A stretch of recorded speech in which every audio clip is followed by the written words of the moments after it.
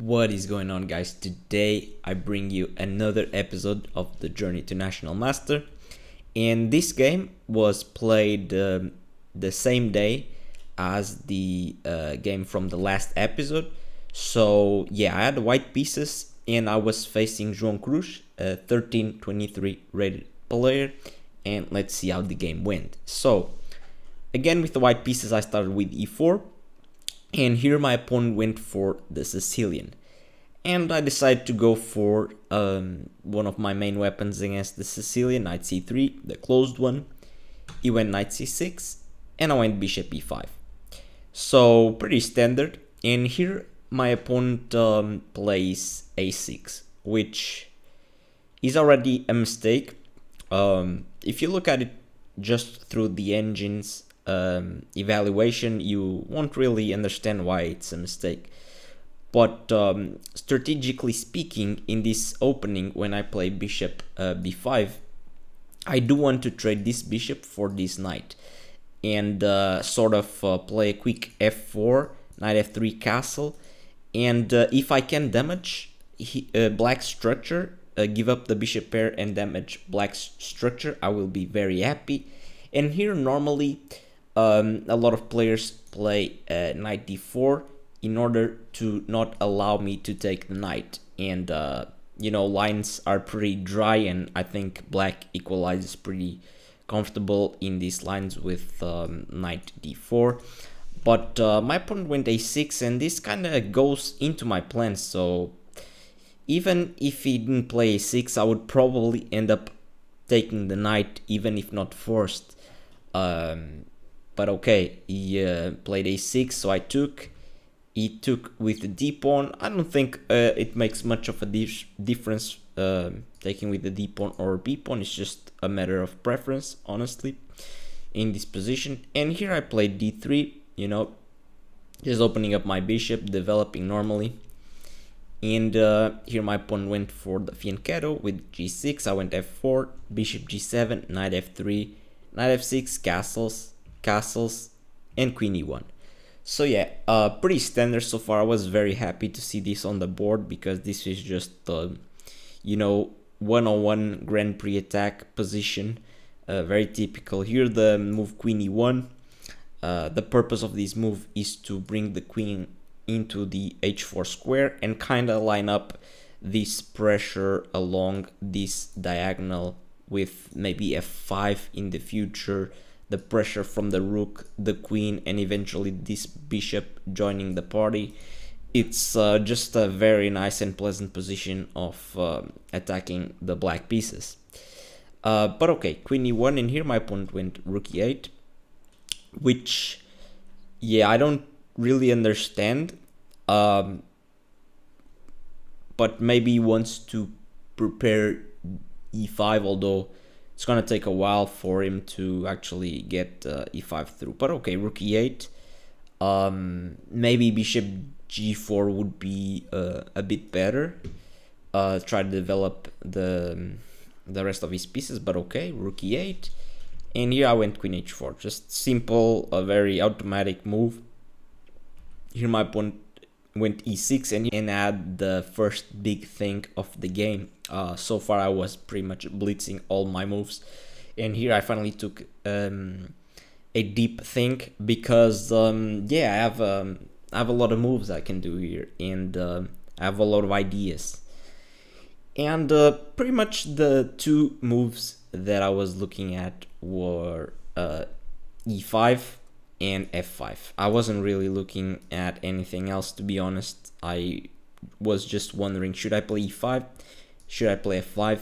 And throughout my thinking process, I wasn't calculating much. I was thinking more on, like, I was thinking more through emotions, which is definitely not something you should do, but I was doing it. Me and my trainer, after the San Sebastian tournament that I showed here in the channel, he you know, he said that I should play more like attacking positions and more, you know, fighting chess. That I was, you know, settling for like just very timid positions with the white pieces, and yeah, it didn't really that really doesn't make sense for me to play those type of London positions which are very dry and boring, because I look at so much chess that I can definitely get a very good repertoire with attacking and open positions, and yeah, develop that side of my chess which naturally isn't there, because I'm very the positional and defensive type of guy. I don't really like to go for big attacks, but you know, it kind of suggested me that I should you know, at least from the white side try to put pressure with attacking chess. And I was just thinking, should I just go for f5 even if it doesn't work? Looks like a decent move, f5. And yeah, I was like, I mean, I'm playing a player that I should beat, 300 points or so lower rated than me. I should just attack and go for the kill immediately. Shouldn't really hold back. But yeah, that was my thought process. I wasn't even really looking at like lines, concrete lines. I was just you know, thinking on an emotional level, like should just not be afraid. And even if it doesn't work, it doesn't work, but I'll try to attack as much as possible. And so I did. I just played f5. And f5 is a bad move. It doesn't really work. But in order for my opponent to punish f5, it's very difficult to blame my opponent for not punishing f5. There's literally like only one continuation that punishes it. And it's very hard to see, honestly. I wouldn't see it at all. And I would doubt that most people that are watching will see it, but I'll show the idea. Okay, here my opponent just took with e pawn. I played bishop g5. This was the idea. The idea of f5 was, of course, to sacrifice the pawn to open lines for my pieces to start coming into the position here. And yeah, here my opponent played h6, which is already like not the best move. It's funny, the idea to punish, I'm gonna let you guys think and try to comment in the section down below. So e takes on f5 is the correct move, and after bishop g5 here there's a move that kind of punishes this whole idea of f5, and I'm curious to see if you guys can spot the move, and write down in the comment section down below the move that you think that is the best in this position, and give me the reason behind that move, because it definitely, you have to have an idea to find this move. 85% of you guys that watch my videos aren't subscribed. If you enjoyed the videos, I would highly appreciate if you could hit that subscribe button. Let's get back into the video. Here the idea is very nice, but very hard to spot. It's c4, and yeah, it's such a weird move, because like, what is c4 doing? It's really ignoring everything that's going on the king side. But the thing with c4 that makes it so powerful is that it not only attacks this pawn on d3, but this c5 pawn was the weak pawn. So if black can get rid of this pawn, is like perfect for him. And for example, like a natural move like d takes on c4 is just straight up like very bad, and gives black a huge advantage after queen b6 check, like dodging this this pin here, and like king h1, and now you get it with knight takes on e4, and like it's very unpleasant, very unpleasant. What are you gonna do here? Like, what, knight takes on e4, f takes on e4, the knight is attacked. You can't really take back with the queen. You move the knight somewhere else. Let's say you move the knight to d2 here. Even then queen takes on b2 is bishop f5, keeping this pawn alive. And yeah, just black is a pawn up and has tremendous pressure on white's position with the bishop pair. So yeah, and okay, if you don't take on c4, you take on f5. It's not that good either, because just bishop takes on f5 and this pawn is still attacked, and what are you gonna do? Like, you don't have enough pressure on f6, and yeah, the position is slowly becoming bad for white, because yeah, you just sacrificed the pawn. Taking on c4 here doesn't do anything. It's the same story with queen b6, check, king h1, and now just knight e4 probably. And yeah, this position is just not pleasant for white. You can see yeah, all of a sudden black is in full control. So yeah, this c4 idea was just very deep and very nice, but yeah, it's kind of hard to spot this whole idea with queen b6 check and disrupting white's pawns. It's tough. It's tough. Here the best move for white is king h1, and you know that if the engine says that this is the best for white, something went horribly wrong. But yeah, so yeah, c4 was the idea. Very, very nice. But okay, my opponent of course didn't see that. That was very hard to see. Bishop takes h6, natural. My bishop was attacked, and here my opponent trades bishops and plays knight g4. And okay, this is a way to deal with the pressure, but okay, here I just moved to f4, and I still keep some attacking chances, and I still like my position. So f5 ended up being a great move, honestly. Yeah, very nice. Here my opponent played king g7. I played h3. I just wanted to kick the knight out of there, make some loot for my king. Just h3, very, very just solid move. Knight h6 here, and I played rook f2. My opponent played bishop e6, and now that my opponent moved the bishop, I will take on f5. And you know, if he takes with the bishop, he just moved the bishop twice, and he's probably gonna get it with g4, which is very unpleasant. And if he takes with a knight, which is what happened in the game, here I thought for a long while to try to figure out like a move to keep the attack going, but yeah, I just couldn't see a way to break through. I couldn't see like a blow or a very nice move to keep the pressure going. I was really looking for it, thinking for a long time. But yeah, I didn't see anything that worked perfectly. So I just played a move that I thought would give me just a slight advantage, which was queen e5 check. And the point is very simple. After he moves his king, or in this case blocks with the queen, I take the pawn on c5, and I'm up a pawn. Although yeah, this pawn was double pawn, and I'm kind of losing a bit of time and initiative by capturing this pawn. Okay, a pawn is a pawn, and let's see.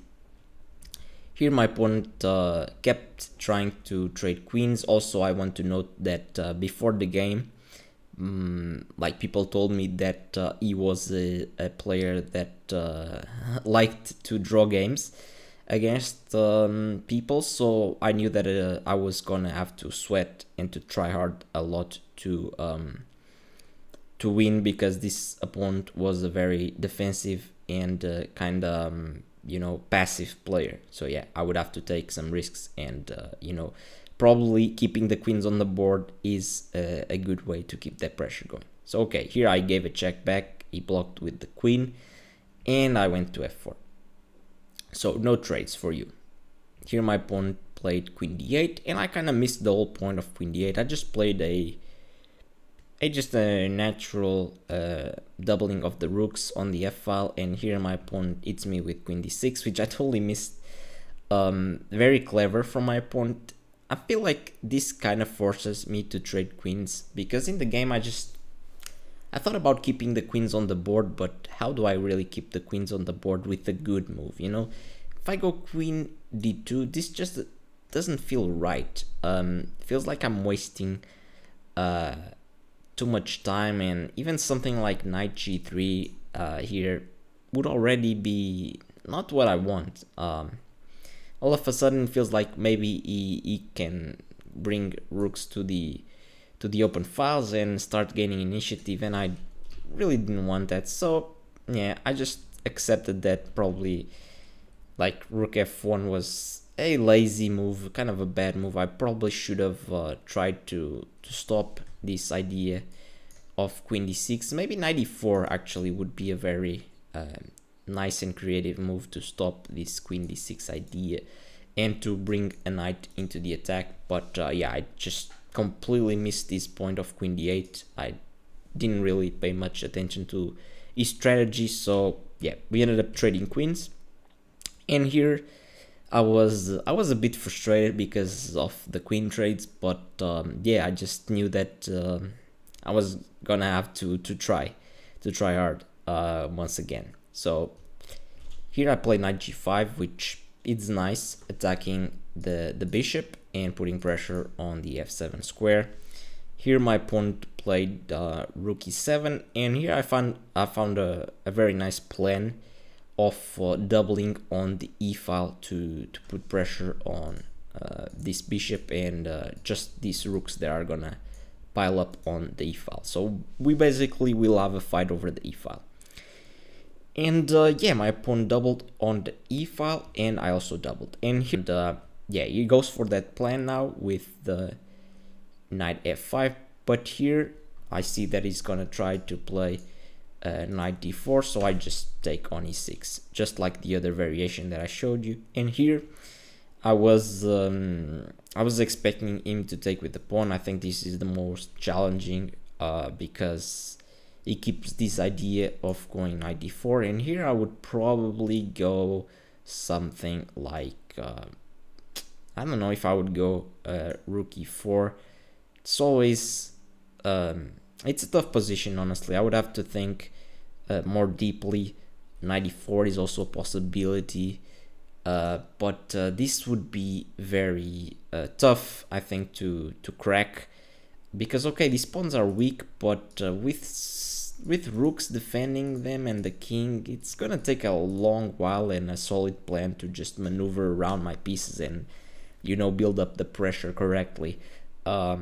But okay, here my pawn actually was very like helpful for me, and he took with the rooks. And here his position is just very hard for black to defend now without the rooks, because I mean, now that there's less pieces on the board, these weaknesses are way more felt, and yeah, this structure is just, it's very, very easy to actually exploit. But yeah, we reached this position, and we had probably about like 40 minutes on the clock, I want to say. And here I thought for a long while, like probably like 15 or 20 minutes I thought here, I think, because this is very critical. These knight endgames are very tough because you have to watch out for a lot of checks and a lot of forks. So it really takes a lot of calculation to make sure you're precise and you are not just giving up the advantage for nothing. And here his main idea, at least for me, was knight d4 or knight d3, going after this pawn. And I had to make a decision on whether I would want to defend that square with something like knight e2, or if I wanted to be more aggressive and play something like knight e4, or even if I want to bring my king as soon as possible. Although that doesn't really work, because if I just brought my king, I would just get it with knight d4, and now this pawn is falling. So I would definitely have to choose between knight e2, which, yeah, I didn't really like, because after knight e3 this just feels passive, and I don't really like it, you know. Knight d1, and all of a sudden he's in charge, b3, and like my king is not gonna have an easy time coming into the position, and I'm just passive. So after a long calculation, I just decided to go knight e4, which I thought was definitely the best move, and it is. So props for me, props to me for finding this. And yeah, I'm threatening to go knight c5, and here, you know, I thought a lot about knight d4. Knight knight e3 as well, and yeah, I was always calculating the tempos and whether I should push e3, b3, a3, c3, d4, c4, and all those things. I was calculating, I remember that. And here my opponent surprised me with b5, which I think is a very bad move, because b5 just weakens the pawns even more. You know, and here I just jumped. I mean, he's just sorry, didn't play that.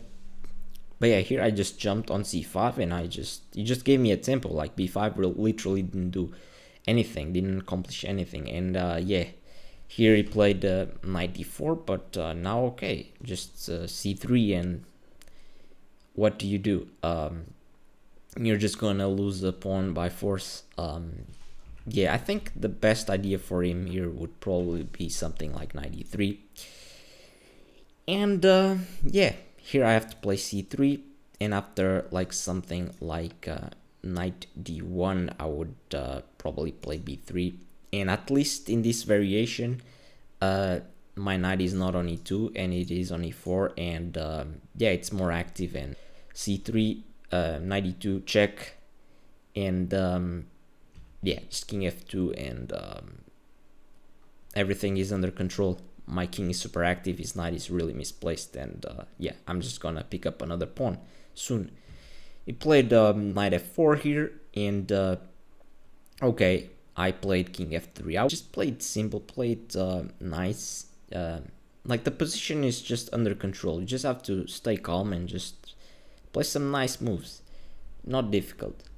Here he played e5, protecting the knight, and I played h4. Very nice move. I want to prepare g3, and yeah, king f6, g3, knight d5, and I finally take the pawn.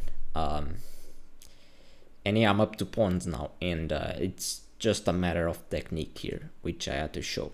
And I still had plenty of time to show that technique, like 20 something minutes, so yeah. Here, king f5, I just played knight b4.